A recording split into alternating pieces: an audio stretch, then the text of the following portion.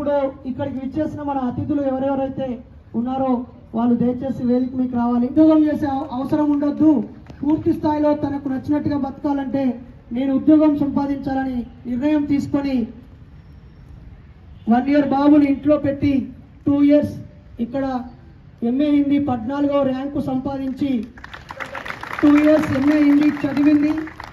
2 సంవత్సరాలు మేము 3 సార్లు ఎదురెదురు పడ్డాము. అప్పుడు ఉద్యమ సమయము. ఓపెన్ కేటగిరీలో మోడల్ స్కూలు హిందీ TGTగా ఉద్యోగం సంపాదించింది.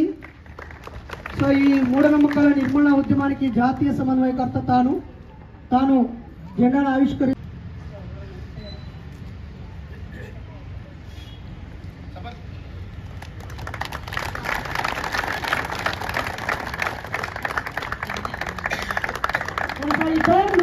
ఉద్యమాన్ని కొనసాగిద్దాం. బుద్ధుడు పూలే పెరియార్ అంబేద్కర్ ఆలోచన విధానాన్ని కొనసాగిద్దాం. చారువాక లోకాయుల వారసత్వాన్ని కొనసాగిద్దాం. చారువాకలో జోహార్ అమర సైంటిస్టులకు, జోహార్ అమర సైంటిస్టులకు, జోహార్ సంఘ సంస్కర్తలకు.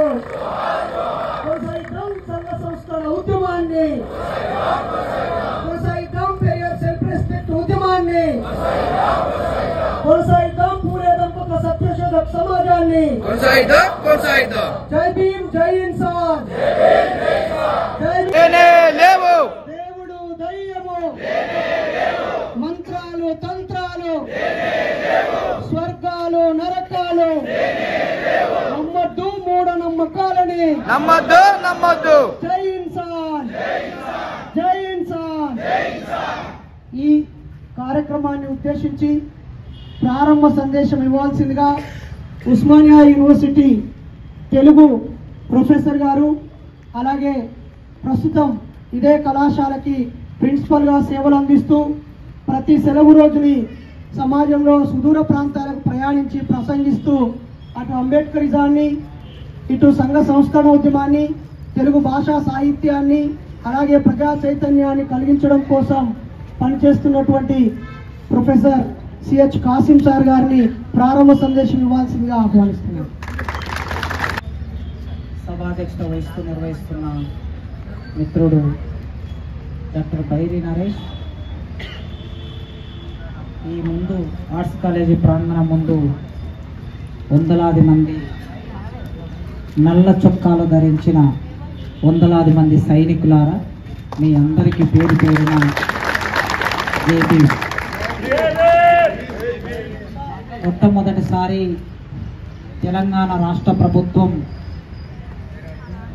సావిత్రిబాయి పూలే జయంతిని అధికారికంగా మహిళా టీచర్స్ రోజుగా ప్రకటించింది.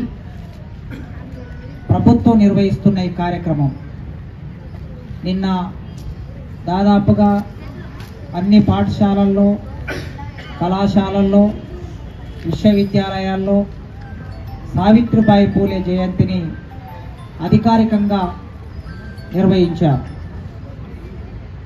అది నిర్వహించటం కేవలం వ్యక్తులుగా మాత్రమే కాకుండా సమాజంలో భాగమైన ప్రభుత్వం, ప్రజల చేత ఎన్నుకోబడిన ప్రభుత్వం ఒక ఉత్తర్వు జారీ చేసింది. ఆ ఉత్తర్వులో భాగంగా సావిత్రిబాయి పూలే జయంతి సందర్భాన్ని ఈ రాష్ట్రంలో ఉన్న, ఈ దేశంలో ఉన్న మహిళలందరూ కలిసి పట్టుదలతో ఒక లక్ష్యంతో నిర్వహించుకునే అవకాశాన్ని తెలంగాణ ప్రభుత్వం తీసుకొచ్చింది. ఆ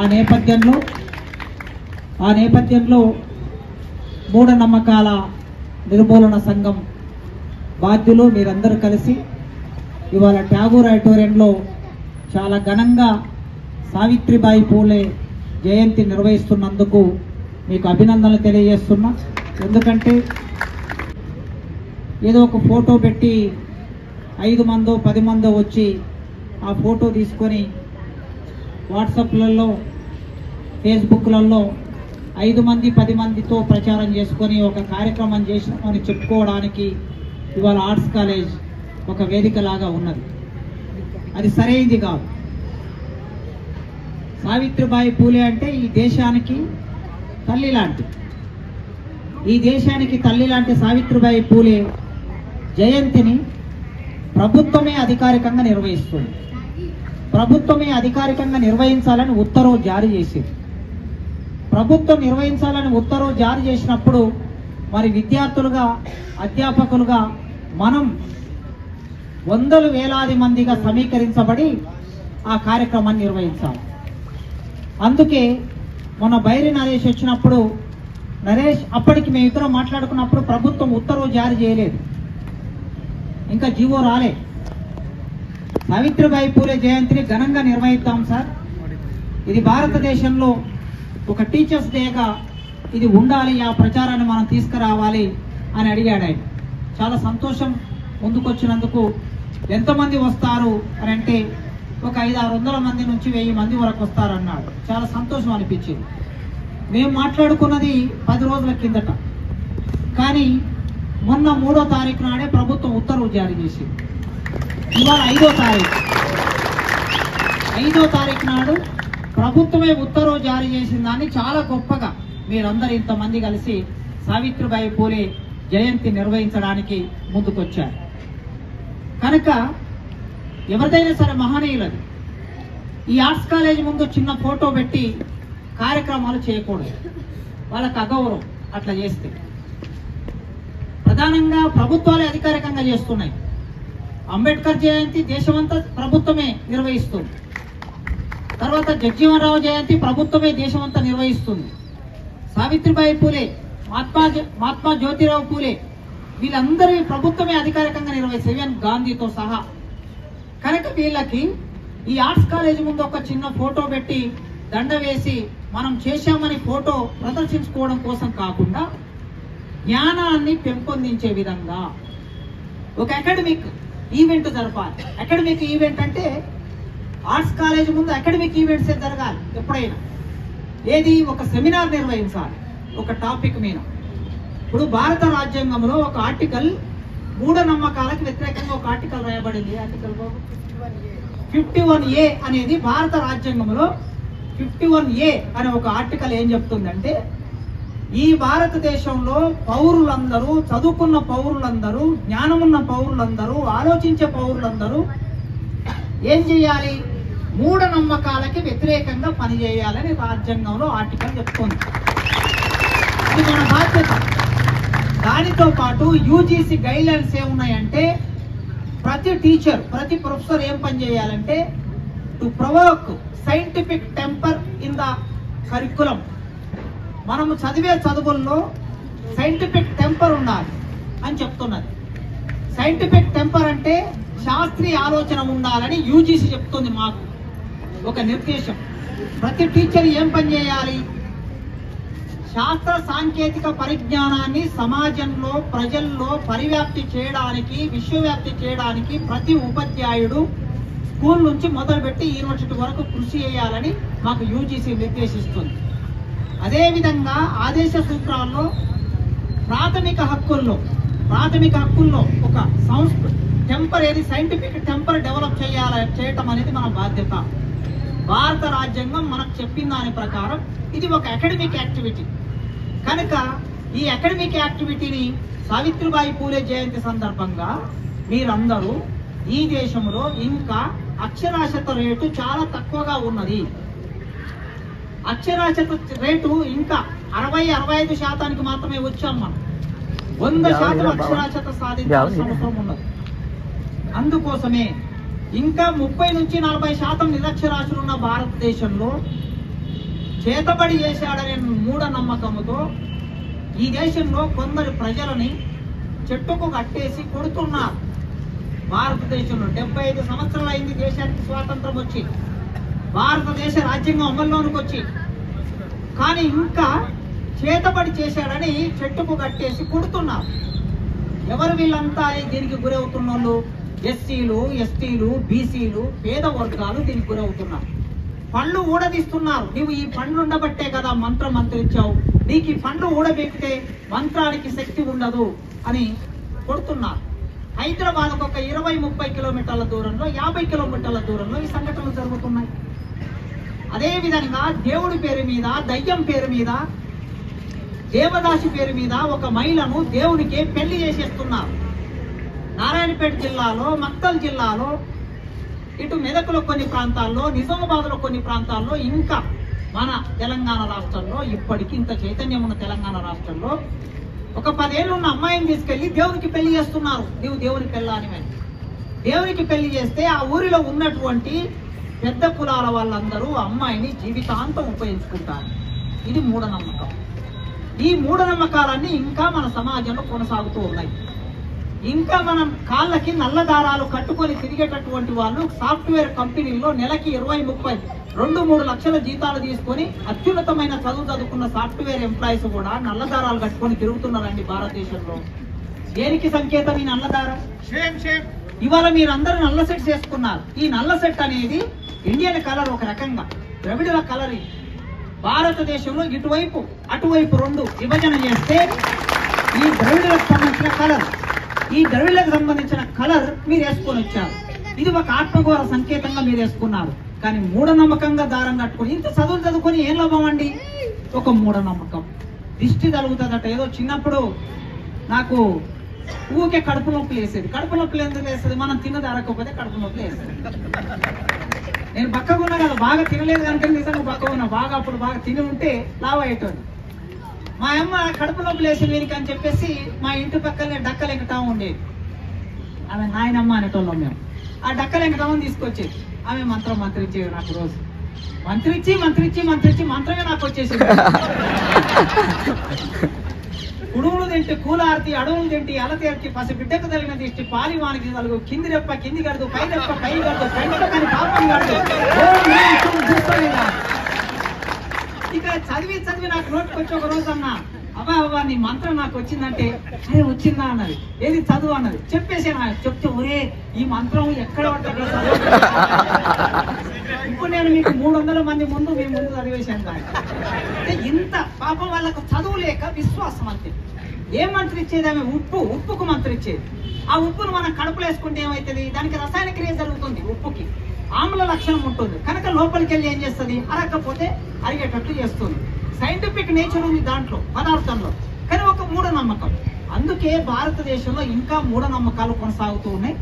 ఈ మూఢనమ్మకాల నుంచి సమాజాన్ని బయటపడేయకపోతే దేశ అభివృద్ధి సాధ్యం కాదు. దేశం ఇంత అభివృద్ధి చెందాలంటే, రాష్ట్రం ఇంత అభివృద్ధి చెందాలంటే, నీవు ఇంట్లో నుంచి బయట అడుగు పెట్టాలంటే ముహూర్తం చూసుకొని అడుగు పెట్టాలనే పరిస్థితి ఇంకా పెరిగిపోతుందండి దేశంలో. ఇది అన్యాయం కదా, ఇది తప్పు కదా, రాజ్యం అంగీకరించదు కదా.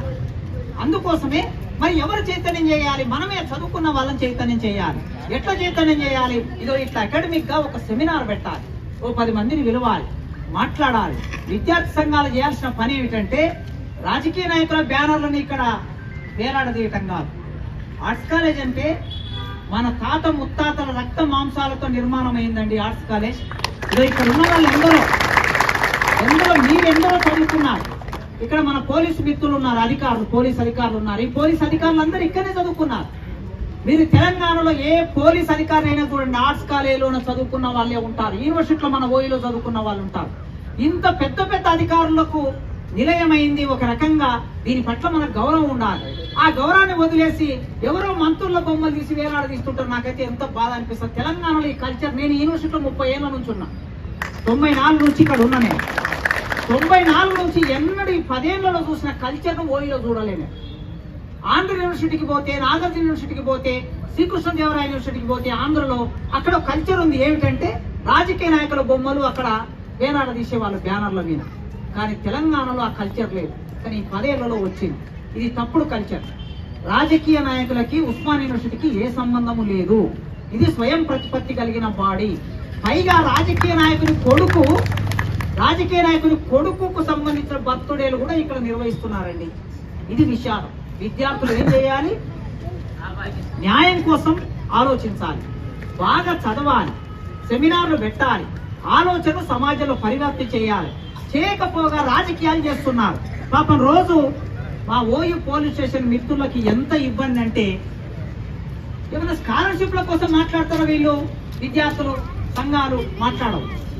3-5 ఏళ్ల నుంచి స్కాలర్షిప్లు రాలేదు మా పిల్లలకి. మా ఆర్ట్స్ కాలేజీలో, సైన్స్ కాలేజీలో, లా కాలేజీ, అన్ని కాలేజీలో 5 ఏళ్ళ నుంచి స్కాలర్షిప్ రాక పాపం పిల్లలు టీసీ తీసుకుపోయేటప్పుడు 30,000, 50,000, ₹1,00,000 కట్టలేక ఏడ్చుకుంటూ పోతున్నారండి వాళ్ళు. దీని గురించి ఒక్కడు అడగరు. దీని గురించి ఒక 500 మంది ఇక్కడ నిలబడి అడిగితే మన పోలీసు మిత్రులు కూడా సహకరిస్తారు కదా వాళ్ళకి. ఎందుకంటే వాళ్ళ బిడ్డలు కూడా ఇక్కడ చదువుకుంటారు కదా, పేద పిల్లలే కదా ఇక్కడ చదువుకునేది. గవర్నమెంట్ 5 ఏళ్ళ నుంచి ఇవ్వలేదు. ఎమ్మెల్యేల జీతాలు ఆగినాయా? ఎంపీల జీతాలు ఆగినాయా? వాళ్ళు ఎమ్మెల్యే క్యాంప్ ఆఫీసులు కట్టుకున్నారు, ఆపేశారా? సెక్రటరేట్ కట్టారు, ఆపేశారా? మరి పిల్లలకి ఫీజు రియంబర్స్మెంట్ ఎందుకు ఇవ్వలేదని అడగాలి కదండి. అడగటం లేదు. అదే విధంగా మాకు ఉద్యోగాలు, మంచి ఉద్యోగాలు ఇవ్వండి అని అడగటం లేదు. రాజకీయ నాయకులు కార్యక్రమం ఇస్తే ఇక్కడ చేస్తున్నారండి.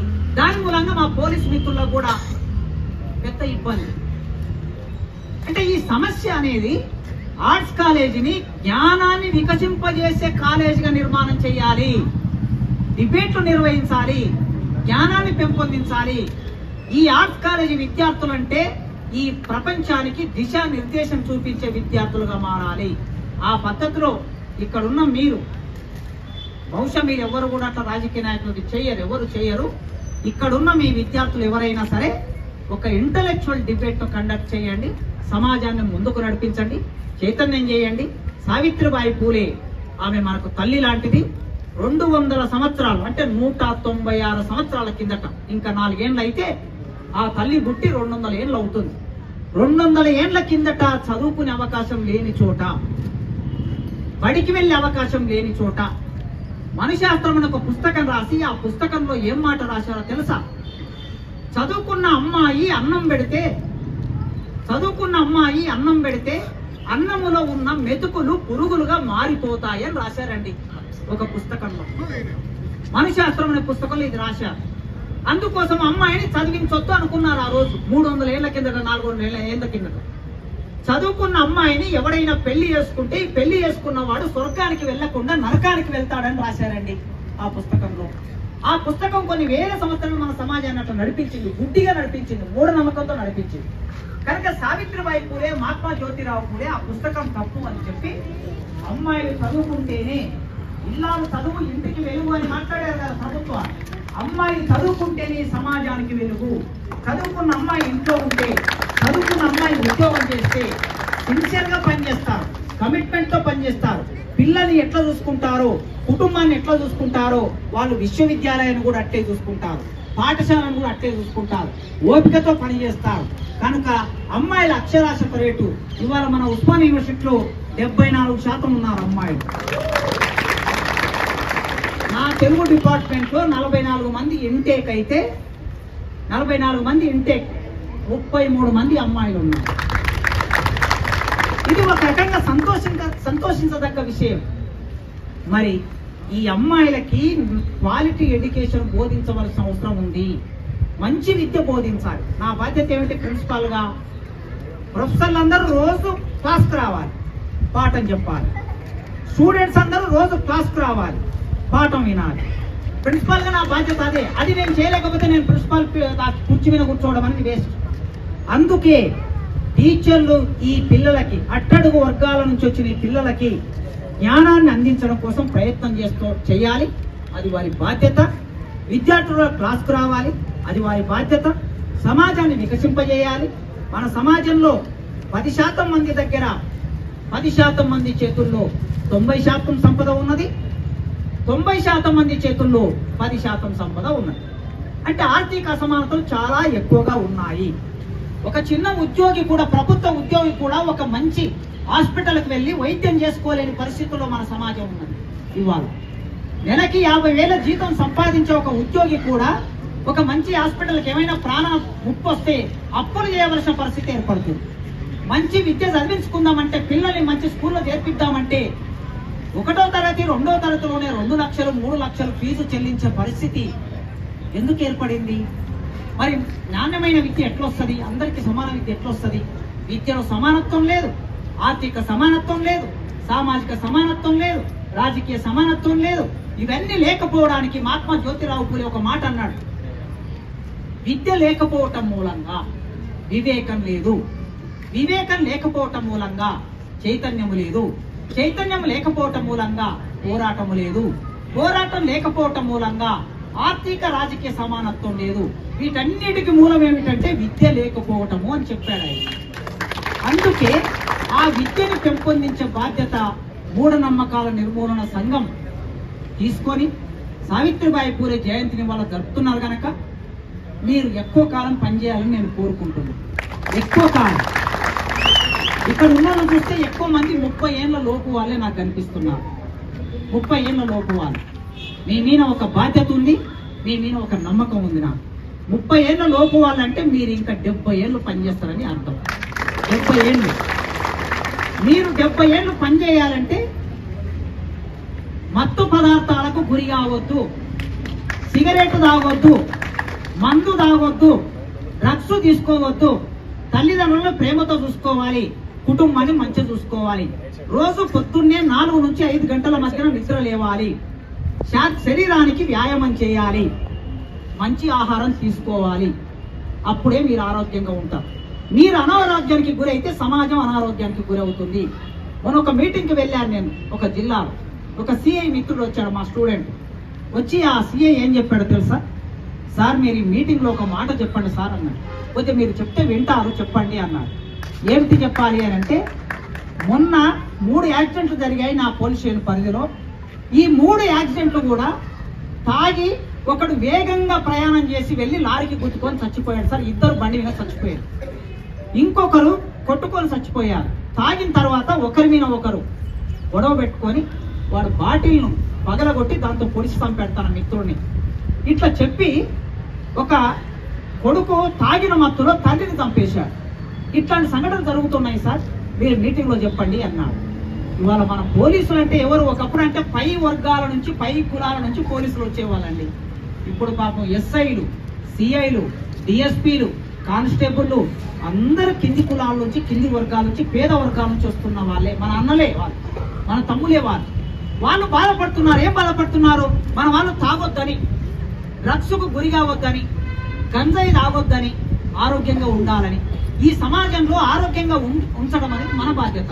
మీరు ఆరోగ్యంగా ఉండండి, సమాజాన్ని ఆరోగ్యంగా ఉంచండి. దాని మూలంగా మీరు 70 ఏళ్ళు పనిచేస్తారు. 70 ఏళ్ళు మంచి సమాజం కోసం పనిచేయాలంటే మీ మీద నిఘా నేత్రాలు కూడా చాలా ఎక్కువ ఉంటాయి. జాగ్రత్తగా ఉండండి. మూఢనమ్మకాలను నిర్మూలించడం మన లక్ష్యం. ఓకే, మూఢనమ్మకాలను నిర్మూలించడం మన లక్ష్యం. సమాజంలో మూఢనమ్మకాలు నిర్మూలించడానికి చట్టమే ఉన్నది. ఆ చట్టం ప్రకారం మనం పనిచేసుకుంటూ వెళ్తాం. నా వ్యక్తిగతంగా సరే, మీరు ఒక సంఘం, మీ సంఘానికి ఒక ఎజెండా ఉంటుంది, ఒక లక్ష్యం ఉంటుంది. నా వ్యక్తిగతంగా భారతదేశంలో ఎవరైనా సరే, వ్యక్తిగతంగా నేను ఏ దేవుని నమ్మను, అది నా యొక్క ఫిలాసఫీ వ్యక్తిగతంగా. కానీ ఎవరైనా ఏదైనా దేవుని నమ్ముకుంటే అది వాళ్ళ విశ్వాసం. ఆ విశ్వాసాన్ని నేను గౌరవిస్తాను. నాకు వ్యక్తిగతంగా లేకపోయినా అవతలి వాడికి ఒక విశ్వాసం ఉన్నది కనుక ఆ విశ్వాసం పోయే రోజు రావాలని కోరుకుంటా. నేను మనసులో పోయే రోజు రావాలి ఖచ్చితంగా. ఎందుకంటే కనపడవేమిరా జగము కల్పన చేసిన గారడీడ, కనపడవేమిరా జగము కల్పన చేసిన గారడీడ, నిన్నెవరు అడిగినారు రా ఈ అసమ సమాజ సృష్టి చేయమనేని మా గుర్రం జాషువా 70 ఏళ్ల కిందట అడిగాడు. 70 ఏళ్ల కిందట ఎందుకు ఈ అసమానతలో నీవు క్రియేట్ చేసావు కదా, ఒకసారి కనిపించు అని. ముసలివాడైన బ్రహ్మకు పుట్టినారట 4 కుమారులని విన్నాము కాదు, పసరము కన్న హీనుడు పంచముడు 5వ వర్ణస్థుడు ఎవరమ్మా సవిత్రి అని అడిగాడు గుర్రం జాషువా. కనుక విశ్వాసం చాలా మందికి ఉన్నది. ఆ విశ్వాసం పోయే రోజు రావాలి. దానికోసం ప్రయత్నం చేయాలి. మీరు జాగ్రత్తగా పనిచేయాలని, రాజ్యాంగబద్ధంగా పనిచేయాలని, మీరు ఎక్కువ కాలం సమాజాన్ని బాగు చేయాలని కోరుకుంటూ, మీ మీద నాకు అచంచలమైన నమ్మకం ఉన్నది. సావిత్రిబాయి పూలే, మహాత్మా జ్యోతిరావు పూలే, అంబేద్కర్ ఆశయ సాధనని ముందుకు తీసుకెళ్లడానికి ప్రయత్నం చేయాలని, కమిట్మెంట్తో ప్రయత్నం చేయాలని, దానితో పాటు మీరందరూ తప్పనిసరిగా జీవనోపాధి కోసం ఉపాధి చూసుకోండి. మీ నరేష్ ఆయన భార్య టీచర్ కనుక ఆయన ఫుల్ టైం మీకోసం పనిచేస్తాడు. ఇంట్లో ఒకరికి ఉద్యోగం ఉన్నది. జీవనోపాధి లేకపోతే మీకు మీరు భారం అవుతారు, కుటుంబానికి భారం అవుతారు, సమాజానికి భారం అవుతారు, సంఘానికి భారం అవుతారు. ఫస్ట్ మన కడుపులోకి వెళ్ళాలి. తిండి తినాలంటే ఏదో పని చేయాలి. నైపుణ్యం పెంచుకోండి. చదువుల్లో నైపుణ్యం పెంచుకోండి. పనిలో నైపుణ్యం పెంచుకోండి. మీరు మీ కుటుంబాన్ని పోషించండి. మిగిలిన సమయాన్ని వారానికి ఒక రోజు సెలవు వస్తుంది. ఈ భారతదేశాన్ని మార్చడానికి మీరు వారానికి ఒక్కరోజు ఇచ్చినా సరే 20 ఏళ్లలో భారతదేశాన్ని మార్చేయొచ్చండి. వారానికి ఆదివారం మనకు సెలవు వస్తుంది. ఆ సెలవు రోజు ఒక్కరోజు ఇవ్వండి. నెలకి 4 రోజులు ఇస్తే, ఈ దేశంలో ఉన్న యువత నెలకు 4 రోజులు సమయాన్ని ఇస్తే దేశాన్ని మార్చేయచ్చు. కనుక మీరు క్రమశిక్షణయుతమైన జీవితం జీవించాలని కోరుకుంటూ, ఈ సందర్భంలో ఆయన నేతాజీ సుభాష్ చంద్రబోస్ ఒక మాట అన్నాడు, మీరు నాకింత రక్తం ఇవ్వండి, నేను మీకింత స్వాతంత్రం ఇస్తా అన్నాడు. నేనేమి రక్తం ఇవ్వమని అడగటం లేదు, మీరింత సమయం ఇవ్వండి, ఈ సమాజాన్ని మార్చే ప్రయత్నంలో మీతో పాటు నేను ఉంటానని కోరుకుంటూ, నాకు ఈ అవకాశం ఇచ్చినందుకు మీకు పేరు పేరున కృతజ్ఞతలు తెలియజేసుకుంటూ, మా యూనివర్సిటీ పోలీసు మిత్రులు బందోబస్తు కోసం ఇక్కడికి వచ్చారు. సిఐ గారు కూడా స్వయంగా సిఐ గారు వచ్చారు. సిఐ గారికి, ఎస్ఐ గారికి, కానిస్టేబుల్లకి, ఇతర మిత్రులందరికీ పేరు పేరున నేను కృతజ్ఞతలు తెలియజేసుకుంటూ, మీ సభ సావిత్రిబాయి పూలే జయంతి ఉత్సవాల సభ సంపూర్ణంగా సక్సెస్ కావాలని కోరుకుంటూ ముగిస్తున్నా. నాకు గజ్వేల్లో ఇంకొక సభ ఉన్నది, అందుకోసం నేను ఆ సభకు వెళ్ళాలి. నేను ఇక్కడ రోజు 9 గంటలకు వచ్చి 7 గంటల వరకు నా ఉద్యోగం చేస్తూ, ఆదివారాలు మిమ్మల్ని అడిగాను కదా, ఆదివారాలు మరి నేను కూడా ఆదివారాల సమాజానికి ఇవ్వాలి కదా. అందుకోసం నేను గజ్వేల్లో సభకు వెళ్తా. వెళ్ళి మళ్ళీ అక్కడ తొందరగా అయిపోతే ఖచ్చితంగా మళ్ళీ మీ దగ్గరికి వస్తా. సావిత్రిబాయి పూలే ఎడ్యుకేషన్ గురించి మాట్లాడతా. అక్కడ నేను ఇక్కడ మూఢనమ్మకాల గురించి మాట్లాడతా. అక్కడికి వచ్చిన తర్వాత విద్య గురించి మాట్లాడతా. మీరందరూ సాయంత్రం వరకు మీ సభను ప్రశాంతంగా సక్సెస్ చేసుకోవాలని కోరుకుంటూ ముగిస్తున్నా.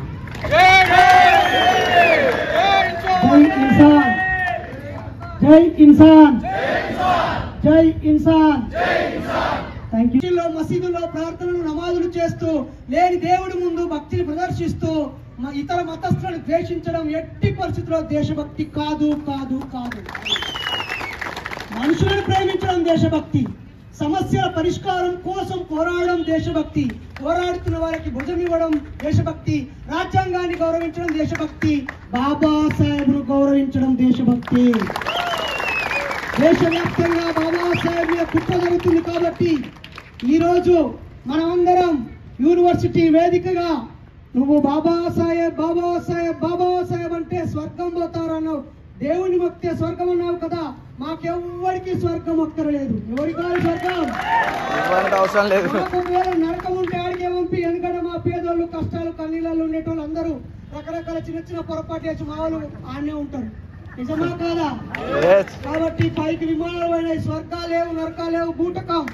కాబట్టి ఈరోజు మేము ఆ రోజు అమిత్ షా మాట్లాడిన వెంటనే అన్ని సంఘాలు రకరకాల చోట్ల చేశాయి. మేము అనుకున్నాం అలా చేయొద్దు, మనకు మోడీ లేకపోతే అమిత్ షా శత్రువు కాదు, బాబాసాహెబ్ ప్రజలకు తీసుకుపోవడం కావాలి, రోడ్డు మీద తీసుకుపోవడం కాదు.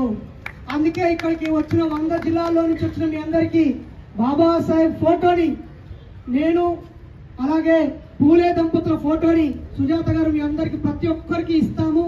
ఇక్కడ వరుసగా మేమిద్దరం నించొని ఇస్తూ ఉంటాం.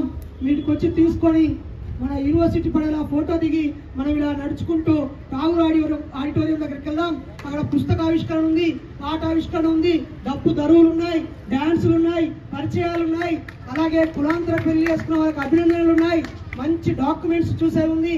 మరింత మంది వక్తలు అక్కడ మనకు సందేశాలు ఇస్తారు. మరి నేను సిద్ధం, మీరు సిద్ధమా? రెడీగా ఉన్నారా? సో మనం ఆ జెండా ముందు మీ అందరికీ ఇస్తాము. ఇప్పుడు కిరణ్ కుమార్ గారు సార్కి ఓట్ ఆఫ్ థ్యాంక్స్ చెప్పాల్సిందిగా కోరుతున్నాను.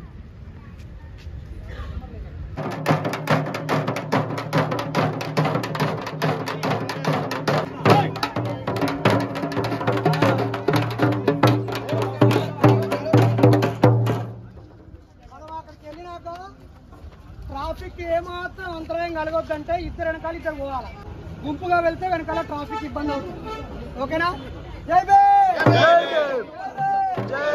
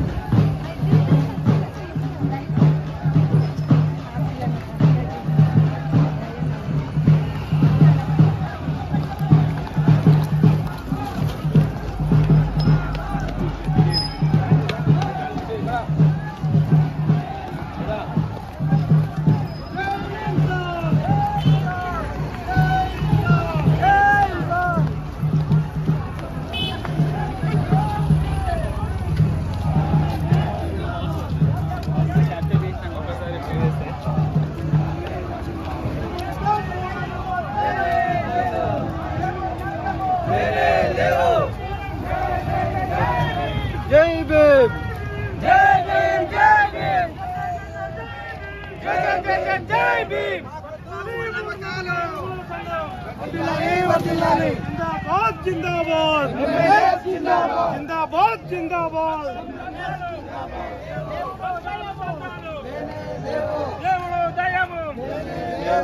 जिंदाबाद जिंदाबाद जिंदाबाद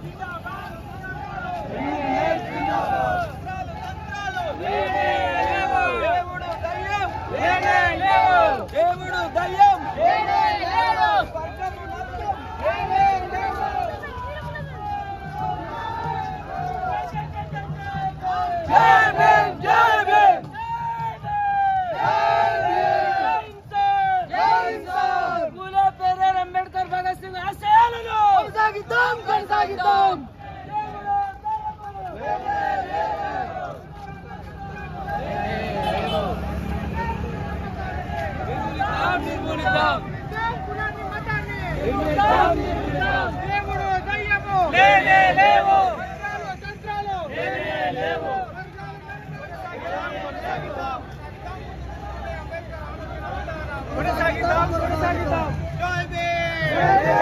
జై ఇన్సాన్ జై ఇన్సాన్